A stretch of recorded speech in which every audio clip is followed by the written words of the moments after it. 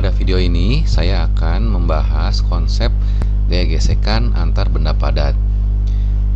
Gaya gesekan ini sering muncul dalam soal-soal dinamika gerak atau soal-soal hukum Newton. Ada dua macam gaya gesekan, gaya gesek statik dan gaya gesek kinetik. Gaya gesek statik adalah gaya gesek yang timbul ketika benda belum bergerak, namun benda sudah cenderung bergerak. Contoh misalnya benda di bidang miring, tapi bendanya belum bergeser. Atau misalnya bendanya sudah didorong atau ditarik, tapi bendanya belum bergerak. Maka di situ yang muncul adalah gaya gesek statik.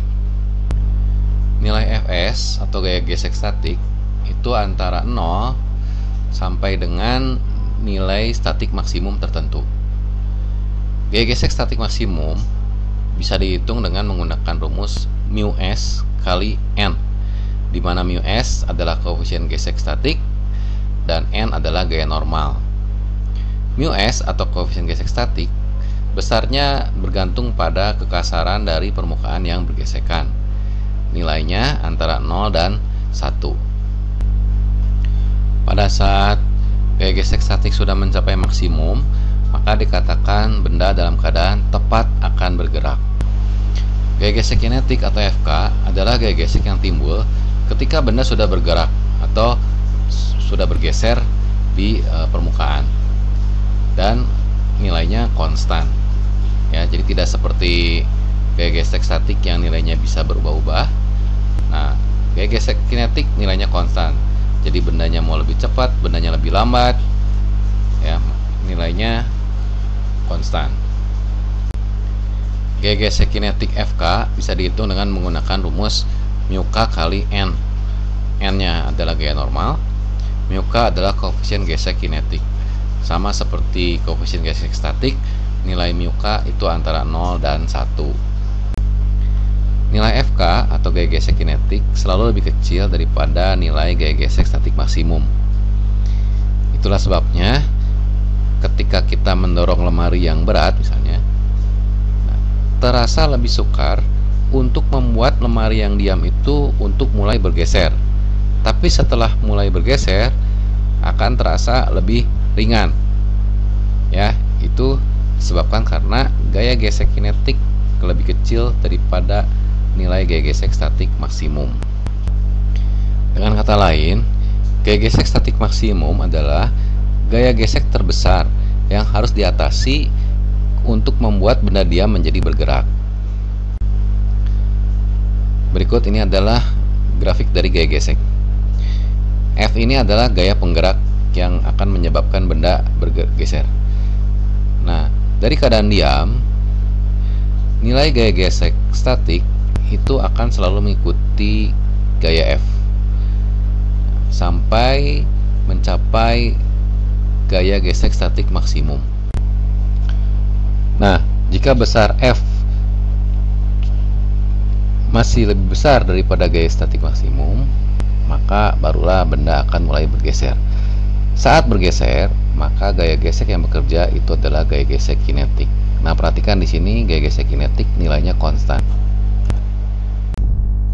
Agar lebih jelas, kita perhatikan animasi berikut ini.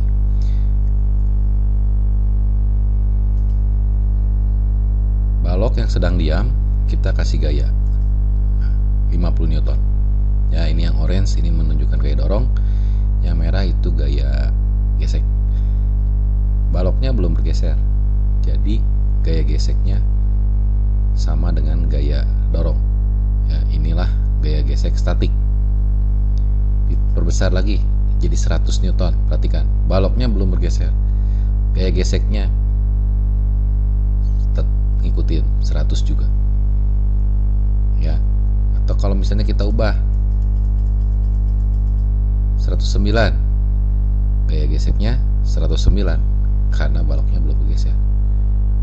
Tapi misalnya kalau kita perbesar lagi, nah 159, perhatikan tuh. Gaya geseknya itu hanya menjadi 94.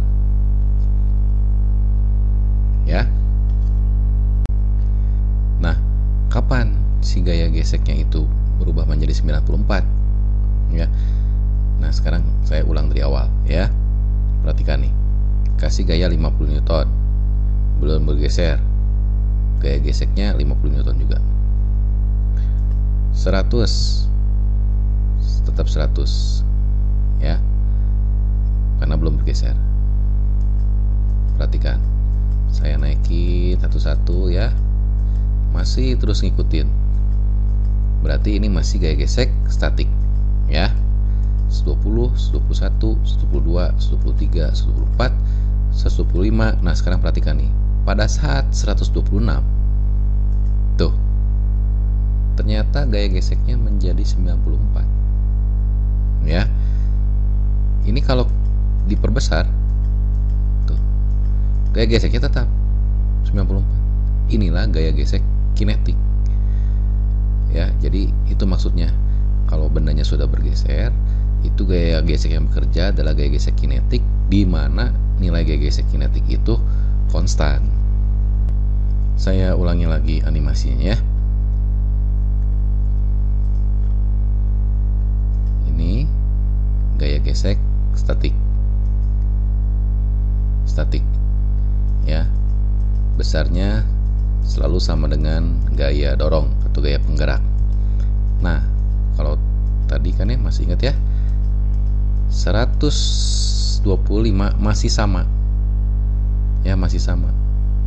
Nah begitu saya naikin lagi 126, ingat ini angkanya ya, 125 ya, 126 dia berubah menjadi 94.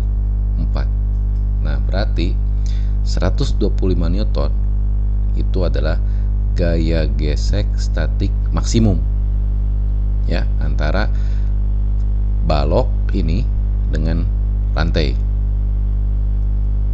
ya.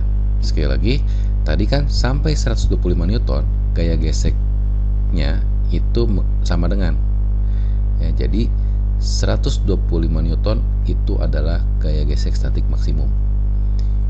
Karena begitu 126 gaya geseknya berubah menjadi 94, dan ketika diperbesar lagi ya, ketika diperbesar lagi gaya dorongnya, si 94 nya nggak ikut berubah ya. Jadi 94 ini adalah gaya gesek kinetiknya untuk sistem balok ini dengan bidang ya.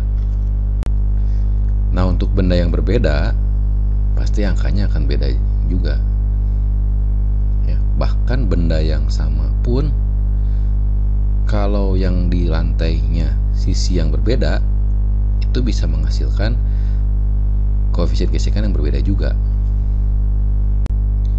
Ingat bahwa besarnya gaya gesekan bergantung pada kekasaran permukaan yang bergesekan ya, yang nilainya dicatatkan dengan koefisien gesekan, dan gaya normal ya, atau gaya kontak antara benda dengan bidang.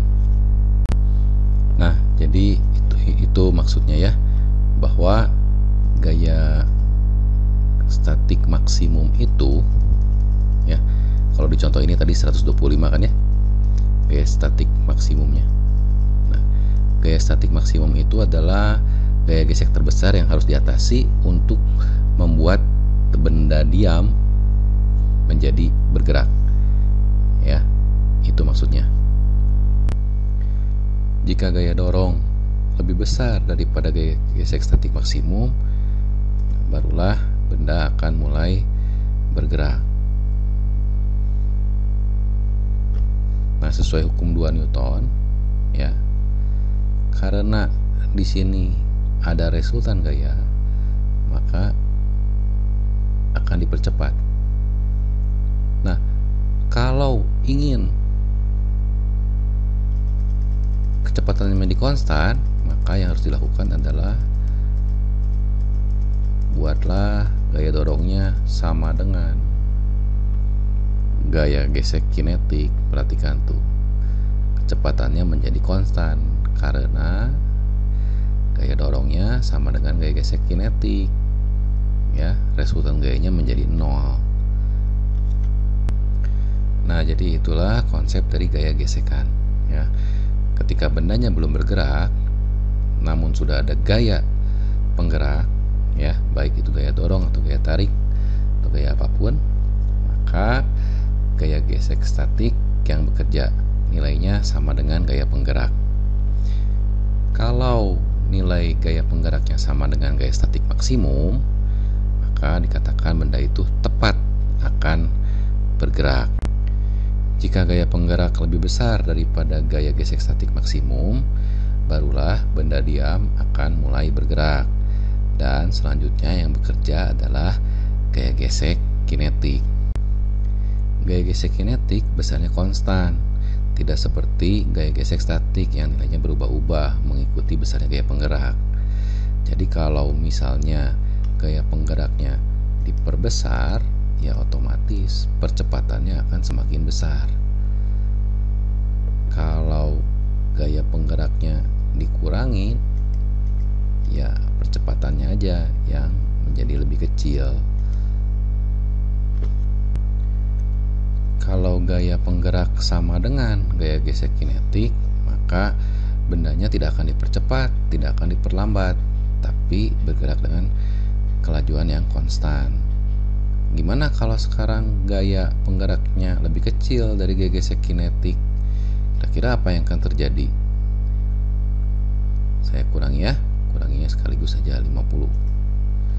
Nah, ya pasti kecepatannya akan berkurang. Ya, karena gaya geseknya lebih besar daripada gaya dorong sampai berhenti. Demikianlah penjelasan saya mengenai konsep gaya gesekan. Mudah-mudahan cukup jelas untuk dimengerti oleh kita semua.